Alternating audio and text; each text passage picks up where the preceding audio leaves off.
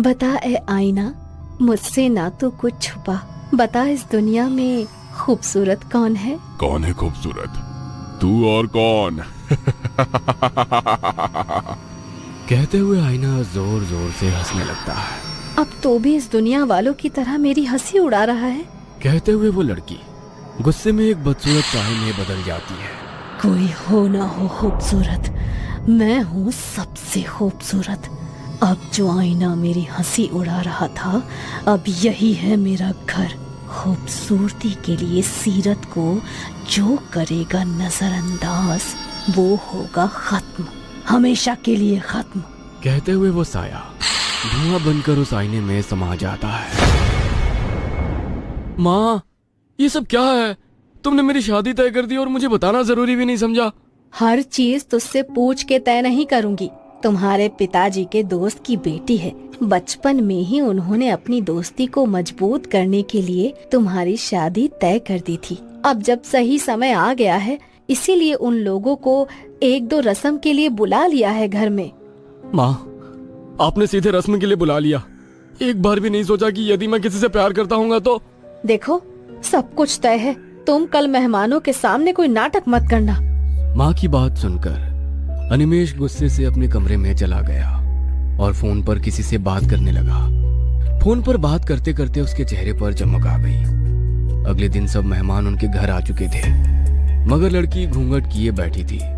ये बात अनिमेष और उसकी माँ उषा जी को बहुत अजीब लगी। अरे ये क्या, तुमने मुंह क्यों ढक रखा है? अपना चेहरा तो दिखाओ बेटी। अरे भाभी जी, वो थोड़ी सी शर्मीली है, अभी आप लोगों को जानती नहीं है ना, इसीलिए शर्मा रही है। शादी के बाद सब ठीक हो जाएगा। उनका ये तर्क उषा जी को कुछ समझ में नहीं आया, मगर अपने पति के वादे को पूरा करने के लिए उन्होंने ज्यादा सवाल जवाब किए बिना शादी करवा दी। मगर शादी की रात ही अनिमेष गुस्सा होते हुए बोला, माँ, तुमने मेरी बात नहीं मानी ना? देखो, हमारे साथ धोखा हुआ है। धोखा? कैसा धोखा? अरे लड़की के पूरे चेहरे पर दाने दाने हैं, बहुत ही गंदी लग रही है। गंदी लग रही है? क्या कह रहा है तू? जरा मैं भी तो जाकर देखूं। उषा जी उस लड़की को जाकर देखने लगी। उसके दाग वाले चेहरे को देखकर वो भी गुस्से में बोली, अच्छा, तो ये है तुम्हारे संस्कार, इसीलिए तुम लोगों ने चेहरा नहीं बताया था। ये तो सरासर धोखा है रूपिका। आई एम सॉरी, मैं आप लोगों को सब कुछ सच बताना चाहती थी, मगर मेरे घर वाले तैयार नहीं हुए। मेरी कोई गलती नहीं है। आप फिक्र ना करें, ये परमानेंट नहीं है, इनका इलाज चल रहा है, कुछ ही दिनों में ये ठीक हो जाएंगे। धीरे धीरे लड़की की मीठी आवाज, बोलने के लहजे और काम काज के तरीके से उसने उषा जी के दिल को तो पिघला दिया। मगर अनिमेष अभी भी नाराज था।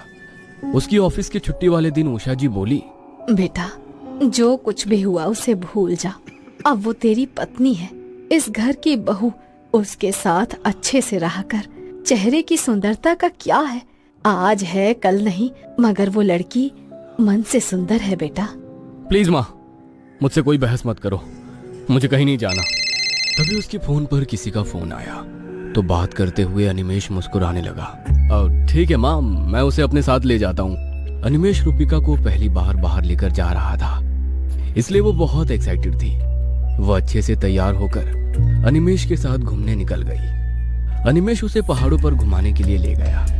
अनिमेष किसी से फोन पर बातें करते हुए आगे तेजी से चल रहा था। रूपिका उसके पीछे पीछे धीरे धीरे चल रही थी। अनिमेष जी, प्लीज रुकिए ना। अनिमेष जी, मैं पीछे रह गई हूँ। अनिमेष जी। हाँ, तुम पीछे रहोगी तो मैं क्या करूँ? फटाफट चल नहीं सकती? नाम रूपिका और शक्ल। अरे इतना धीरे धीरे चलोगी तो कुछ घूम नहीं पाओगी। रूपिका धीरे धीरे आगे बढ़ रही थी। तभी उसे किनारे पर एक कांच चमकता हुआ नजर आया। अरे ये क्या है? कहते हुए उसने उस कांच को उठाया तो उसमें उसे किसी और का अक्स नजर आया। वो हैरान हो गई, मगर जैसे ही उसने दोबारा देखा तो उसी का अक्स था। मगर वो अक्स कांच पर कुछ ऐसे हिल रहा था मानो वो अक्स कांच पर ना होकर पानी पर हो। कितना अजीब सा कांच है, मगर दिख तो सुंदर रहा है। इसे अपने पास रख लेती हूँ। कहते हुए उसने उस कांच को अपने पास रख लिया, मगर तब तक अनिमेष काफी दूर चला गया था। रूपिका तेजी से कदम बढ़ाते हुए कुछ ही पल में उसके पास पहुंच चुकी थी। रूपिका को खुद हैरानी हो रही थी कि वो इतनी जल्दी कैसे चल पाई। अरे तुम तो काफी पीछे रह गई थी, अचानक से यहाँ कैसे? तभी एक लड़की वहां आई और अनिमेश के गले लगकर खुश हो गई और फिर उसने हिराकत भरी नजरों से रूपिका की ओर देखा। फिर उन्होंने आंखों ही आंखों में कुछ बात करी और वो लोग रूपिका के साथ आगे चलने लगे। पहाड़ की चोटी पर पहुंचने के बाद, जहां पर बहुत कम लोग थे, वहां से उन्होंने सेल्फी खींचने के बहाने रूपिका को धक्का दे दिया। चलो, जान छूटी। अब हमारे मोबाइल में भी प्रूफ है कि हम सेल्फी खींच रहे थे जब ये हादसा हुआ। तुमने बहुत अच्छा प्लान बनाया था। सांप भी मर गया, लाठी भी नहीं टूटी। बस कुछ दिनों में हम दोनों एक हो जाएंगे। मैं भी बहुत दिनों से इसी का इंतजार कर रही थी। अब आंटी को भी हमारी शादी से कोई ऐतराज नहीं होगा। कहते हुए वो लड़की हंसने लगी और वो दोनों रूपिका के गिर जाने का शोर मचाने लगे। कोई है? प्लीज हेल्प मी, मेरी वाइफ यहाँ गिर गई है। उसकी आवाज सुनकर बहुत सारे लोग वहाँ पर इकट्ठे हो गए। कुछ देर में पुलिस वहाँ पर आ गई और अपनी टीम के साथ रूपिका को ढूंढने लगी, मगर उन्हें कहीं भी रूपिका नहीं मिली। सर देखिए, नीचे बहुत गहरी खाई है, अभी रात होने वाली है। हम उसका रेस्क्यू सुबह ही शुरू कर सकते हैं। रात भर में यदि उसे कुछ हो गया, कोई जंगली जानवर ने उसे खा लिया तो हम लोग इस वक्त कुछ भी करने में सक्षम नहीं है सर। आप लोग भी अपने घर जाइए, सुबह देखते हैं क्या कर सकते हैं। अनिमेश और वो लड़की एक दूसरे को देखकर मुस्कुराने लगे और इंस्पेक्टर के साथ ही पहाड़ से उतरकर जैसे ही अपनी कार के पास पहुंचे, कार में रुचिका बैठी हुई थी। तुम यहाँ? तुम तो हाँ जी, मैं बहुत देर से आपका यहाँ पर इंतजार कर रही थी। तुम पहाड़ पर क्या कर रहे थे? अनिमेश हैरानी से उस लड़की की तरफ देखता है। लड़की गुस्सा होकर वहां से चली जाती है।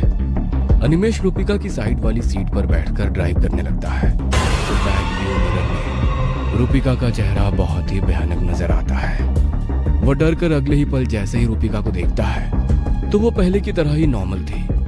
घर पहुंचकर अनिमेश गुस्से से अपने कमरे में चला गया। रूपिका, क्या हुआ है इसे? ये इतने गुस्से में क्यों है?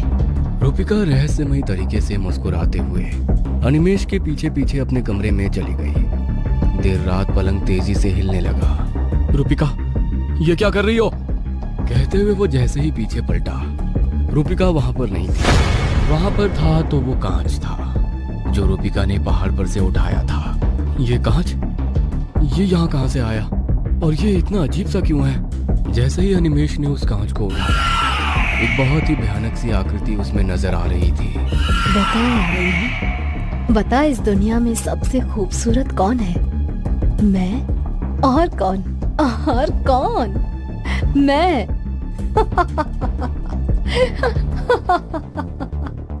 कहते हुए वो जोर जोर से हंसने लगी। अनिमेश ने उस भयानक आकृति को देखकर उस कांच को फेंक दिया।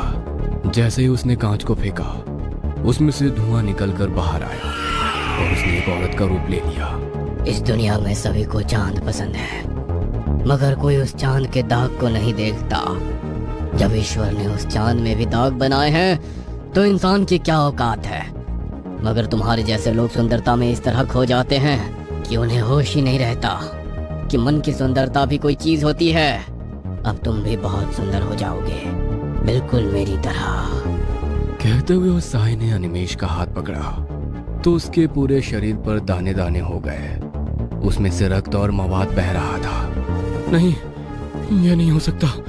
तुम मेरे साथ ऐसा कुछ नहीं करोगी। इससे अच्छा कि तुम मुझे मार दो। कुरूप इंसान का मजाक उड़ाने वाले हर व्यक्ति के साथ ऐसा ही होगा। अब ना ही तू जी पाएगा और ना ही मर पाएगा। बोलते हुए वो साया फिर से उस कांच में समा गया। बता है आईना, बता इस दुनिया में सबसे सुंदर कौन?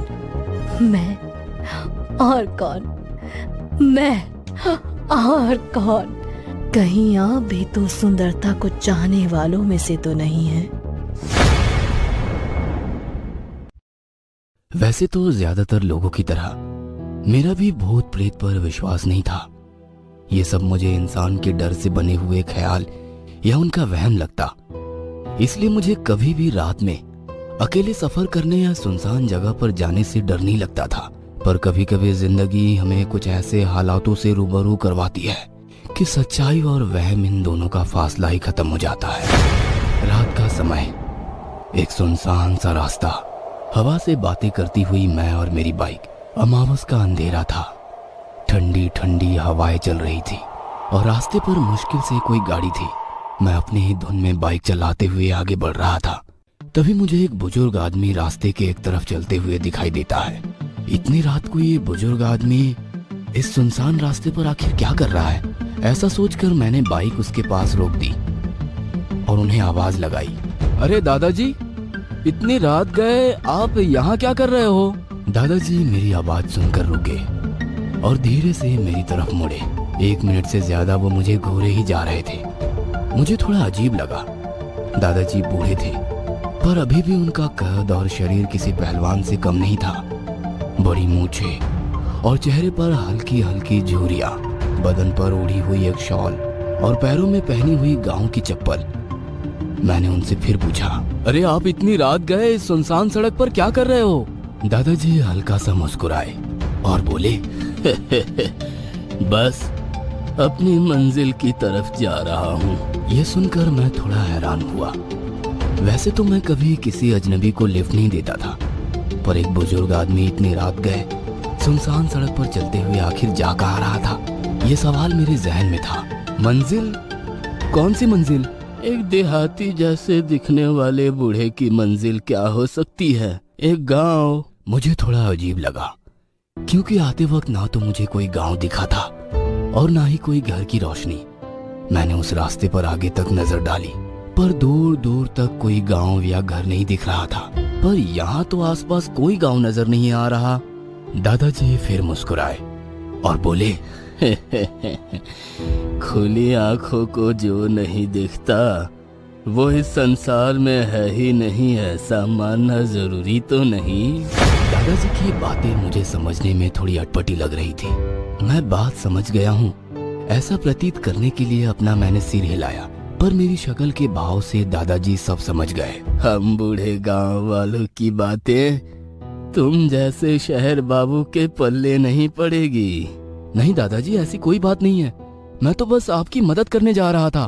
कभी कभी किसी की मदद करना भारी भी पड़ सकता है। और दादाजी की ये बातें मेरे पल्ले नहीं पड़ रही थी। एक अकेले बूढ़े आदमी की मदद करने मैं यहाँ रुका हूँ और ये आदमी मुझसे ऊट पटांग बातें कर रहा है। आखिर इसे मेरी मदद की जरूरत है या नहीं? मुझे लगा था आपको मेरी मदद की जरूरत होगी, इसलिए मैं यहाँ रुका था, पर आप तो मुझे ही खरी खोटी सुना रहे हो। इस पर दादाजी ने हंसते हुए कहा, तुम्हारा बहुत बहुत शुक्रिया, पर मेरा गांव यहीं पास में ही है, मैं पैदल चला जाऊंगा। इतनी देर से मैं वहाँ रुका था। अगर ये बात पहले ही कह दी होती तो मैं अब तक आगे पहुंच चुका होता, पर एक बुजुर्ग आदमी को क्या ही कहना। ऐसा सोचकर मैंने गाड़ी स्टार्ट की। ठीक है दादाजी, मैं चलता हूँ तब। इतने में उस आदमी ने मेरा हाथ पकड़ लिया। मैं थोड़ा डर गया। अब तक ये आदमी सिर्फ अजीब अजीब बातें कर रहा था, पर अब तो इसने मेरा हाथ पकड़ लिया। मैंने झिझकते हुए पूछा, क्या हुआ दादाजी, आपको कुछ चाहिए? दादाजी ने मेरा हाथ छोड़ दिया, मेरी तरफ देखा और मुस्कुराते हुए बोले, तुम मेरी मदद के लिए रुके, मुझे दादाजी कहा, इसलिए मैं तुम्हें एक पते की बात बताता हूँ। ये रास्ता खत्म होने तक तुम्हें आगे कोई भी दिखे, कोई भी पुकारे, पर तुम किसी भी हाल में रुकना नहीं। दादाजी की और एक अटपटी और डरावनी बात। आखिर वो आदमी इस बात से मुझे क्या समझाने की कोशिश कर रहा था? या फिर वो आदमी सड़क का कोई पागल था जो मेरे गले पड़ गया था? मैंने उससे जान छुड़ाने के लिए कहा, हाँ हाँ दादाजी, मैं नहीं रुकूंगा। मैंने जल्दी से बाइक का गियर डाला और एक्सीलेटर दिया। मेरी बाइक अब फिर से उस रास्ते पर चल पड़ी। मैंने शीशे में देखा तो वो बूढ़ा अभी भी मेरी तरफ देखकर हंस रहा था। मैंने अपनी बाइक की स्पीड बढ़ाई और उस आदमी को पीछे छोड़ दिया।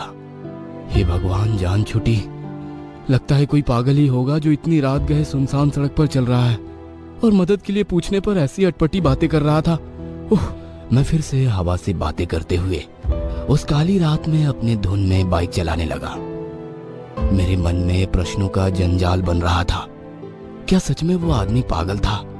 क्या सच में वहां आसपास कोई गांव होगा? और उस आदमी ने मुझे इस रास्ते पर ना रुकने की सलाह क्यों दी?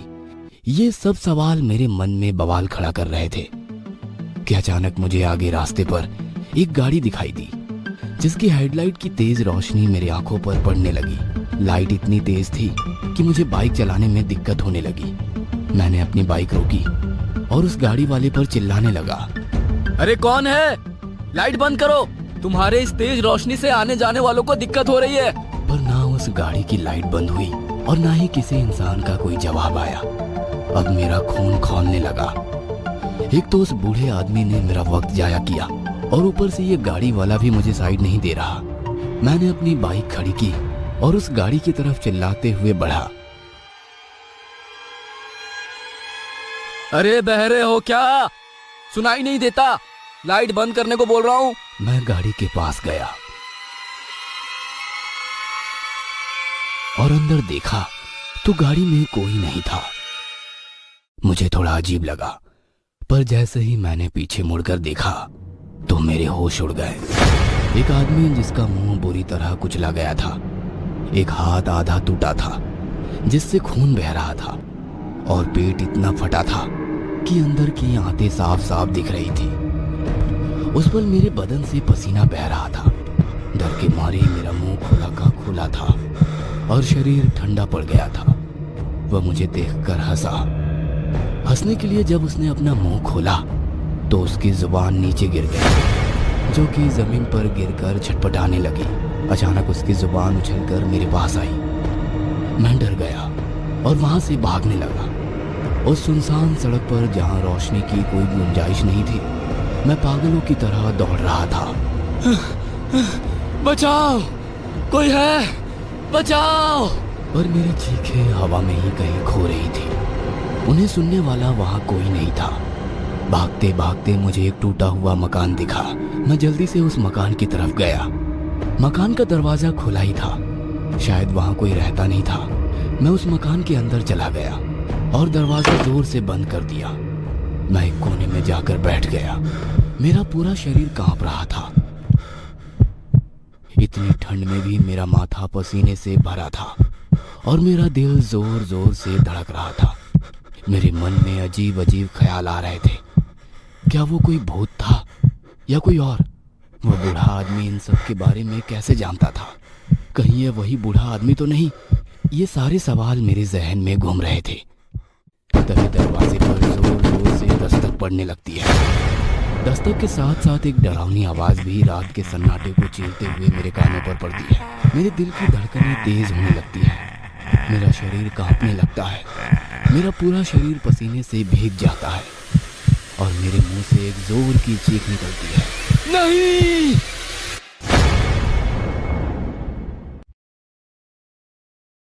अचानक मेरी चीख के साथ सब कुछ शांत हो जाता है। दरवाजे की दस्तक, वो भयानक आवाज, सब कुछ देर के लिए ही सही, पर अब मेरी जान में जान आ गई थी। मुझे कैसे भी करके यहां से निकलना था। मैं बड़ी हिम्मत करके उस दरवाजे के पास गया। दरवाजे पर एक छोटा सा छेद था जिससे थोड़ी सी रोशनी अंदर आ रही थी। मैंने उस छेद से बाहर देखने की कोशिश की और आखिरकार वह काली रात गुजर चुकी थी। मैं उस मकान से बाहर आया तो दिन ढल चुका था। मैं अपनी बाइक ढूंढने लगा और आखिरकार मैं रास्ते पर पहुंच गया। मैंने देखा कि वहां बहुत सारे लोगों की भीड़ जमी हुई है और उस भीड़ में वह पागल बूढ़ा आदमी भी था। एम्बुलेंस में किसी की लाश ले जा रहे थे। मैं उस बूढ़े आदमी के पास गया। वो एक दूसरे आदमी से कुछ कह रहा था। आखिरकार इस रास्ते ने और एक जान ले ली।